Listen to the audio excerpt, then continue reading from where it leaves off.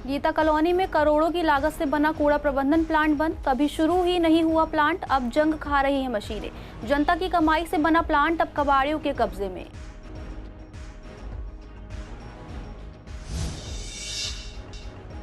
Gita colony की मंडी अब सिर्फ नाम की रह गई मंडी। सब्जी फल की जगह वर्कशॉप और दफ्तरों ने ली जगह। डीडीए ने 2001 में की थी मंडी की शुरुआत।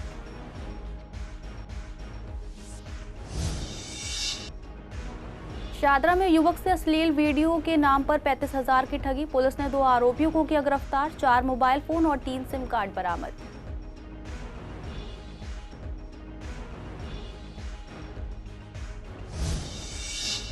सीलमपुर सड़क हादसे में घायल परिवार को मिली छुट्टी। तेज रफ्तार टेम्पो ने 6 लोगों को मारी थी टक्कर। पुलिस ने मामला दर्ज कर लिया, अब तक नहीं हुई कार्रवाई।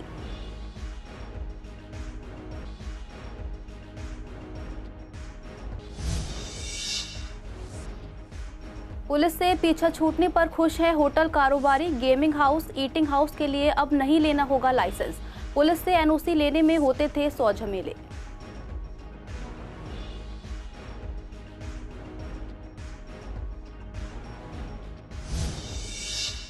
नमस्कार, आप देख रहे हैं सीसीएन डिजिटल। मैं हूं आपके साथ खुशी श्रीवास्तव। स्वागत है आपका हमारे खास कार्यक्रम पूर्वी दिल्ली खास में। बुलेटिन की शुरुआत करते हैं कुछ खास खबरों के साथ।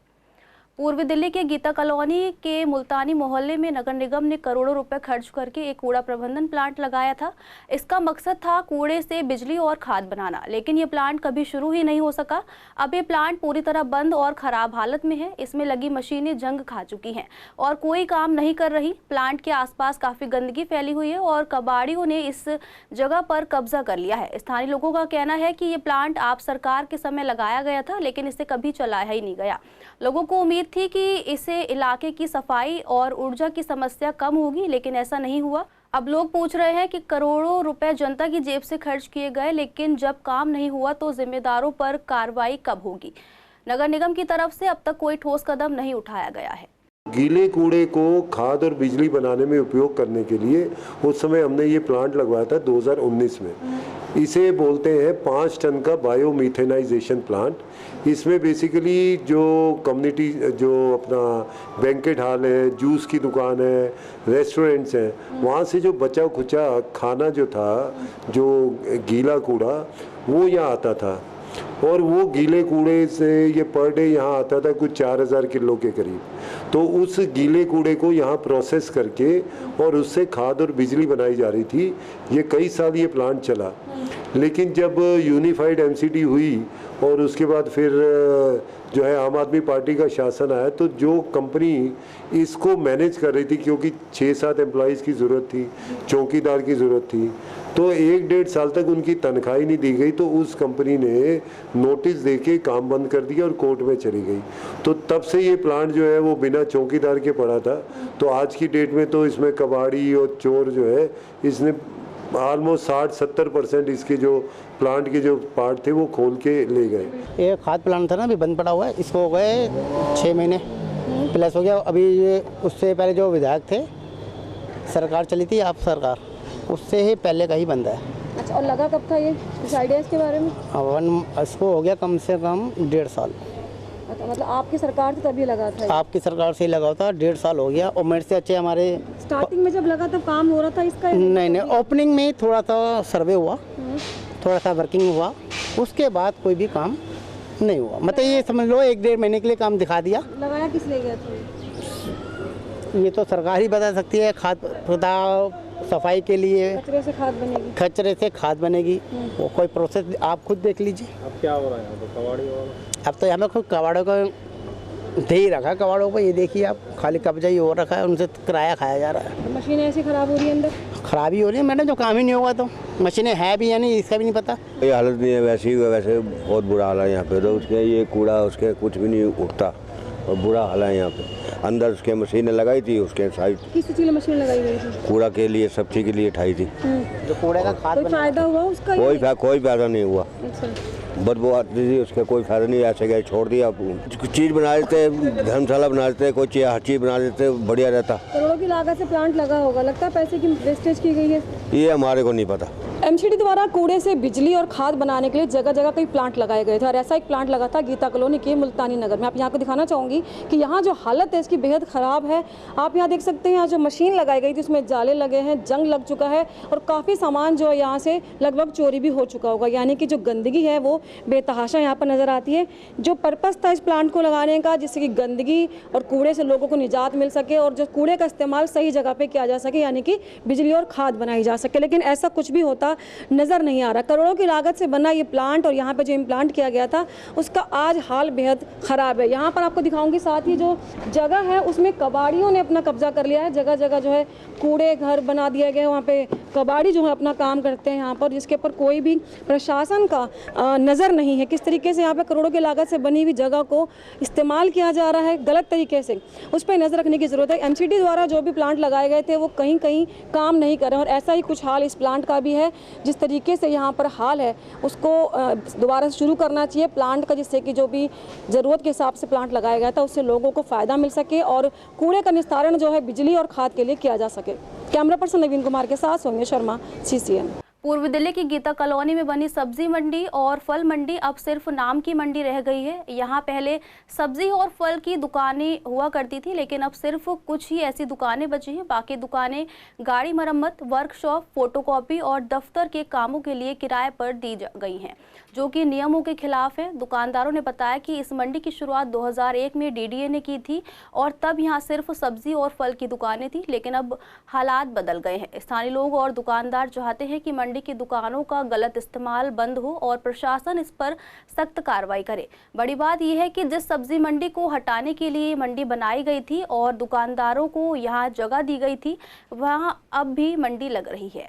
कोई गोदाम बना रखे, किसी ने कुछ कर रखा, किसी ने कुछ कर रखा।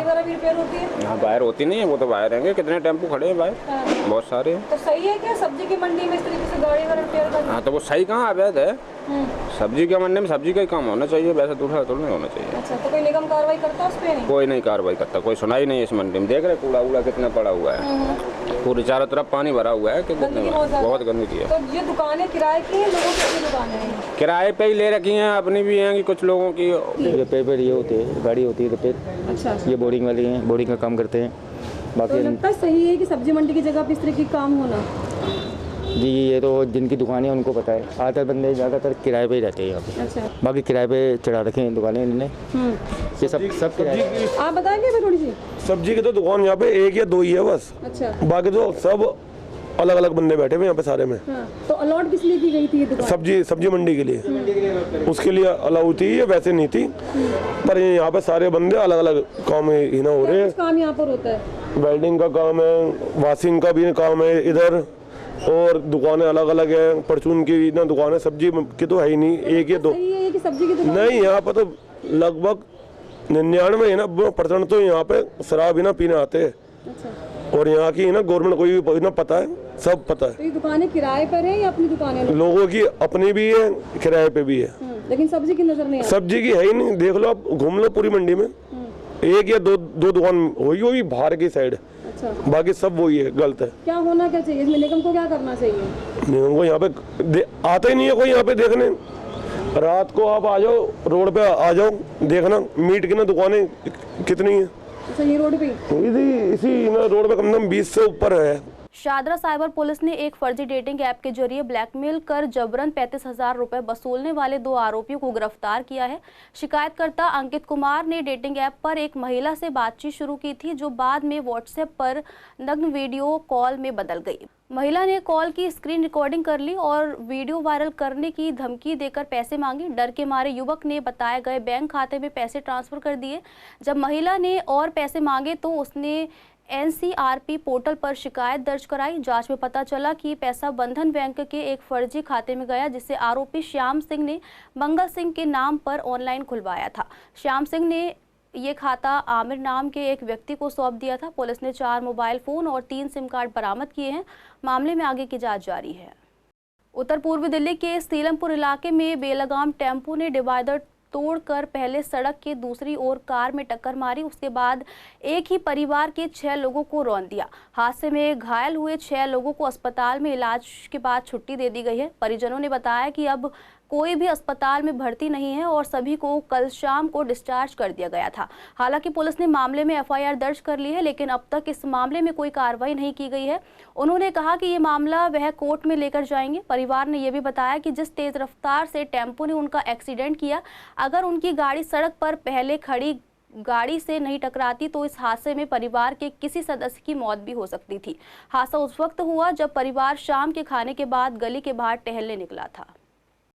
दिल्ली में व्यापारियों और रेस्टोरेंट मालिकों के लिए एक राहत की खबर है। दिल्ली के उपराज्यपाल वीके सक्सेना ने एक बड़ा फैसला लेते हुए बताया कि अब swimming pool, restaurant, eating house और गेमिंग हाउस खोलने के लिए दिल्ली पुलिस की एनओसी लेना जरूरी नहीं होगा।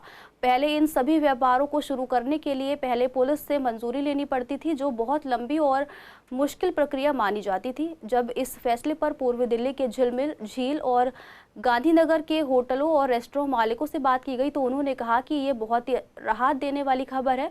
उन्होंने बताया कि पहले पुलिस से एनओसी लेने में काफ़ी समय और पैसा खर्च होता था और कभी कभी बिना जान पहचान के काम अटक जाता था। अब इस फैसले से व्यापारियों का समय और पैसा दोनों बचेंगे। उन्होंने ये भी कहा कि एमसीडी से फूड सर्टिफिकेट तो वो पहले से ही लेते आ रहे हैं, उसमें कोई दिक्कत नहीं है। बीते दिन दिल्ली के एलजी द्वारा एक नोटिफिकेशन जाहिर किया गया है, जिसके अंदर दिल्ली पुलिस से मिलने वाली एनओसी रद्द कर दी गई है। जी आपको बता दें कि तमाम ऐसी गतिविधियां होती थी, जैसे कि रेस्टोरेंट, स्विमिंग पूल या फूड वैन को खड़ा करना, उस पर कहीं ना कहीं दिल्ली पुलिस से एनओसी लेनी पड़ती थी, यानी परमिशन लेनी पड़ती थी। अब एनओसी की परमिशन एलजी साहब ने एक नोटिफिकेशन दिल्ली पुलिस से छीन लिया है। बता दूं, तमाम ऐसे रेस्टोरेंट्स हैं जो दिल्ली पुलिस की एनओसी से संचालित है। फिलहाल ये पूर्वी दिल्ली का क्षेत्र है और अब इनके लिए खुशखबरी ये है कि दिल्ली पुलिस की एनओसी में लगने वाला जो खर्चा है वो अब इनका नहीं लगेगा, क्योंकि कहीं ना कहीं जो फूडिंग सिस्टम को तेज़ करने के लिए या व्यापार को तेज़ करने के लिए उद्योगपतियों की जो समस्याएं थी तमाम एनओसी को लेकर आती थी, वह अब नहीं आएंगी। ये कहीं ना कहीं दिल्ली सरकार की नई पहल है, क्योंकि रेखा गुप्ता ने एलजी साहब को चिट्ठी लिखी थी कि ऐसे उद्योगपति और जो रेस्टोरेंट मालिक है उनको कहीं ना कहीं कठिनाई आ रही है। अब एनओसी लेने की ज़रूरत नहीं है। जब हमने रेस्टोरेंट मालिकों से बात करना चाहा तो उन्होंने कैमरे पर न आते हुए जानकारी दी कि एनओसी लेने में काफ़ी कठिनाई आती थी, चाहे किसी भी तरह की गतिविधियां हो, उनको पास कराने के लिए कहीं ना कहीं मिलीभगत चलती थी, वो अब नहीं होगी। और साथ ही साथ एनओसी भी उतनी पीरियड की मिलती थी जितनी एमसीडी द्वारा मिला करती थी। वीडियो जर्नलिस्ट ललित कुमार के साथ विवेक पठानिया, सीसीएन दिल्ली। पूर्वी दिल्ली में चोरी की घटनाएं लगातार बढ़ती जा रही हैं और चोरों को अब पुलिस का कोई डर नहीं रह गया है। ताजा मामला विनोद नगर इलाके का है, जहां एक व्यक्ति की कार से कीमती सामान चुरा लिया गया। पीड़ित टैक्सी ड्राइवर है और उत्तराखंड नंबर की कार लेकर अपने भाई के घर आया था। उसने शाम 7 बजे कार घर के बाहर खड़ी की थी, लेकिन जब सुबह देखा तो कार का एसी कंप्रेसर और आगे का बोनट गायब था। चोरी देखकर वह हैरान रह गया और तुरंत पुलिस को कॉल कर मधु विहार थाने में शिकायत दर्ज कराई। पीड़ित के अनुसार चोरी हुआ सामान करीब 55,000 रुपए का है। गौर करने वाली बात यह है कि विनोद नगर में ऐसी चोरी पहले भी हो चुकी है, जब एक कार से चारों टायर उठाकर ले गए थे। कल रात को मेरा भाई आया था, उसने गाड़ी वहाँ पर लगाई और ये मेरे घर पर आ गया था। आज सुबह इसने बुकिंग लेके जाना था भाई ने यहाँ से रामनगर जिम कॉर्बेट में। तो सुबह जब 5 बजे वहाँ पहुँचा तो गाड़ी का आगे हिस्सा कुछ था ही नहीं उसमें। फिर एक एक करके चेक करे हमने, फिर मैं भी किया उसके बाद में, तो देखा कि वहाँ गाड़ी का एसी कंप्रेसर, बैटरी, बोनट भी उखाड़ के ले गए हो। मेरे पास वीडियो है, ये बोनट का ऊपरी हिस्सा ही गायब है यहाँ से। तो ये ऐसी वारदातें दिल्ली में आए दिन होती रहती है, कभी कहाँ कभी कहाँ। अब इसके लिए सुबह फिर पीसीआर को फ़ोन करा, पुलिस वाले आए, उन्होंने थोड़ा सा हेल्प करी, फिर वो थाने ले गए, एफआईआर कर दिया उन्होंने। उसके लिए हम दिल्ली पुलिस का धन्यवाद ही बोलते हैं। ये मधु विहार थाना पड़ता हमारा। ये सीसीटीवी फुटेज तो अभी पुलिस वालों ने हम जा भी नहीं पाए और देखा भी नहीं है, लेकिन जो अभी एस्टिमेट हमने लिया वहाँ पर शोरूम से आ रहे हैं हम लोग, तो उन्होंने 55,000 का टोटल हमें एस्टिमेट दिया हुआ है कि 55,000 लगेंगे। ऐसे होती रहती हैं। अभी कुछ दिन पहले एक मेरे जहाँ पर ये गाड़ी खड़ी थी वहाँ पर एक बंदा आया, तो उसी ने हमें फ़ोन भी किया कि तुम्हारी गाड़ी का ये सारा कुछ मटेरियल गायब हो गया। तो वो कह रहा था कि कुछ दिन पहले मेरे गाड़ी के चारों टायर सेम जगह पे जहाँ पर ये गाड़ी खड़ी थी, चारों टायर गायब थे वहाँ पे। तो ये आए दिन दिल्ली में होता रहता है। कुछ दिन कभी कहाँ से बाइक उड़ जाती है। कुछ टाइम पहले मेरी बाइक खुद उठी थी। उत्तर पूर्वी दिल्ली की तान्या त्यागी की कनाडा में दिल का दौरा पड़ने से 17 जून को मृत्यु हो गई थी, लेकिन 6 दिन बाद भी परिवार को शव नहीं मिल सका है। इसी को लेकर लड़की के पिता का कहना है कि भारत सरकार और भारत में कनाडा एमबेसी की तरफ से पूरी मदद की जा रही है, लेकिन उसके बावजूद उनकी लड़की का शव नहीं आ पा रहा है, क्योंकि कनाडा सरकार की तरफ से कागज़ की फॉर्मेलिटी काफ़ी लंबी चल रही है और अभी लगभग 2 हफ्ते और उम्मीद है कि लड़की का शव भारत आ सके। परिवार लड़की के शव का इंतज़ार कर रहा है। लड़की के घर वालों ने बताया कि वह 2023 में कनाडा पढ़ाई करने गई थी। 16 तारीख से लड़की से कोई संपर्क नहीं हो पा रहा था। उन्होंने उसकी फ्रेंड को कॉल करी। जब वह फ्रेंड फ्लैट पर गई तो देखा लड़की वहां डेथ हुई पड़ी थी। इसके बाद वहां की लोकल पुलिस को जानकारी दी। पुलिस ने जांच में कहा कि मौत दिल के दौरे से हुई है। परिवार का कहना है कि कनाडा प्रशासन ने कहा है कि 6 महीने बाद पूरा मामला निकलकर सामने आ पाएगा कि लड़की की मृत्यु कैसे हुई। पूर्वी दिल्ली के आनंद विहार इलाके में नाले की सफाई का काम अब भी जारी है, जबकि दिल्ली सरकार की तय डेडलाइन खत्म हो चुकी है। सरकार ने सभी नालों की सफाई का काम समय पर पूरा करने का लक्ष्य रखा था, लेकिन यहाँ सफाई अब तक पूरी नहीं हो पाई। एक खास बात यह है कि जेसीबी मशीन से नाले से गाद तो निकाली जा रही है, लेकिन उसे नाले के पास ही डाल दिया जा रहा है। अगर बारिश होती है, जैसे कि मौसम विभाग ने येलो अलर्ट जारी किया है, तो वो गाद वापस नाले में जा सकती है। इस मामले में विधायक अनिल गोयल ने कहा कि सरकार की नीति के अनुसार नाले से निकाली गई गाद को 48 घंटे के अंदर हटाना ज़रूरी है। अगर ऐसा नहीं हो रहा तो सरकार ज़रूर कार्रवाई करेगी। उन्होंने ये भी कहा कि जहां गाद रखी गई है वह कच्ची मिट्टी की सतह है और कोशिश की जा रही है कि रोड पर ट्रैफिक पर कोई असर ना पड़े। उन्होंने ये भी बताया कि कृष्णनगर विधानसभा में ऐसे ही मामला सामने आया था, लेकिन वहां जल्दी समाधान कर लिया गया है। आनंद विहार में भी काम को तेज़ी से पूरा किया जाएगा, खासकर बारिश से पहले।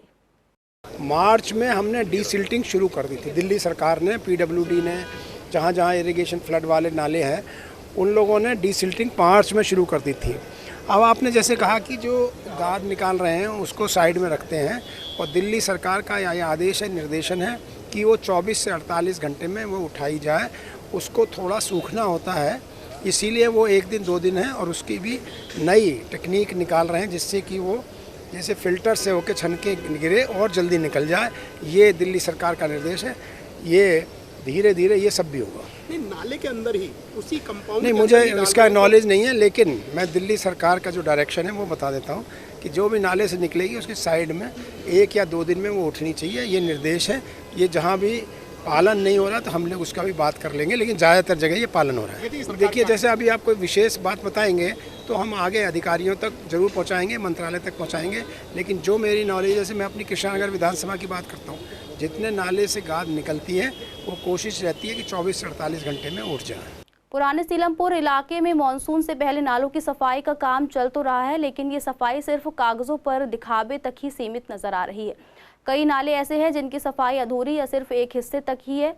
स्थानीय लोगों का कहना है कि कुछ जगहों पर नालों की एक तरफ की सफाई तो कर दी गई है, लेकिन दूसरी तरफ नाले में अब भी भारी मात्रा में कचरा भरा हुआ है।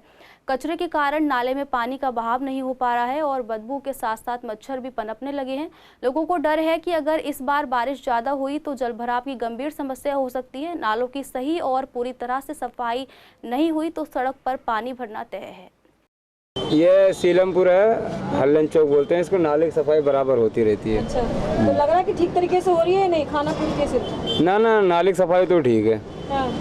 अगर ऐसे बारिश हो जाए तो लग रहा है कि पानी भरेगा या राहत मिलेगी लोगों को? नहीं, पानी बारिश होने की वजह से कीचड़ हो जाता है इस रोड पे। बाकी तो सही है, साफ सफाई की कोई दिक्कत नहीं है। पानी नहीं भरेगा?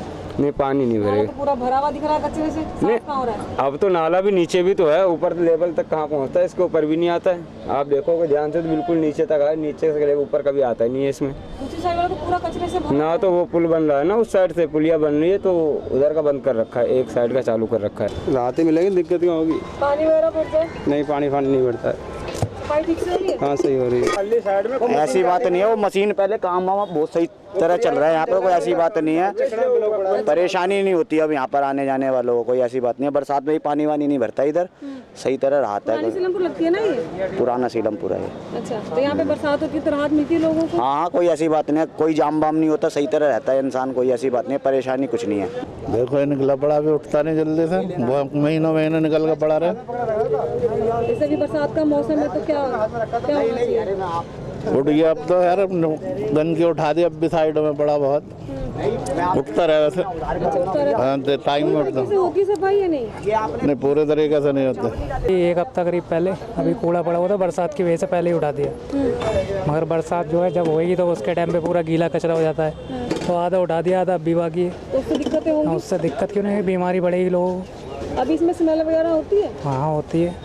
मानसून से पहले सरकार के सभी दावे कि नालों को साफ कर लिया गया है विफल होते नजर आ रहे। फिलहाल मैं मौजूद हूँ पुरानी सीलमपुर पर, जहाँ आपको दिखाना चाहूँगी कि यहाँ जो नाला है काफ़ी बड़ा है और ये नाला जो है पूरी तरीके से ब्लॉक नज़र आ रहा है। यहाँ नाले का पानी भी नज़र नहीं आ रहा क्योंकि यहाँ पे गाद, गंदगी और कीचड़ इतना ज़्यादा है कि ये समझ ही नहीं आता कि ये नाला है, यहाँ पर कोई दलदल बना हुआ है। यहाँ पर देख सकते हैं जहाँ तक नज़र दौड़ाएंगे वहाँ तक केवल आपको गंदगी गंदगी नज़र आएगी और ये हाल पूरे नाले का है। दोनों साइड पर गंदगी बेशुमार यहाँ पर है, बदबू और जो मच्छर हैं उनसे ज़्यादा यहाँ पे लोगों को बहुत परेशानी। दोनों साइड पे आपको दिखाना चाहूँगी, यहाँ जो गंदगी है वहाँ पे ढेर लगाए गए हैं। नालों को बेशक से साफ़ किया गया होगा लेकिन गाद जो है, कचरा जो है यहाँ पर अभी ऐसे ही पड़ा हुआ है और काफ़ी कचरा जो है नाले के अंदर मौजूद है। लोगों का कहना है कि नाले की सफाई तो की जा रही है लेकिन नाले की सफाई उस तरीके से नहीं है जिस तरीके से होनी चाहिए।